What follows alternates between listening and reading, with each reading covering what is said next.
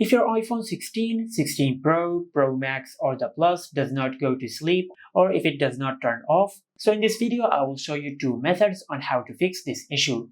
Now for the first method, if you try to turn off your iPhone, you might have noticed that your iPhone does not go to sleep and it does not turn off. It might show you a bit of the wallpaper, and it might also show you the date and the time or some notifications on the screen. And this is because that you have enabled always on display on your iPhone.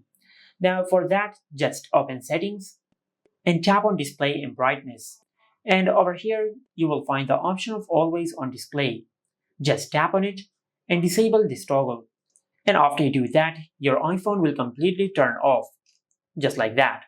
Now the second method is that if you leave your iPhone for, let's say, a few minutes or even for a few hours, and if you come back, you will notice that the screen has not turned off. Now to fix this issue, just go back to settings, and in settings, just tap on display and brightness.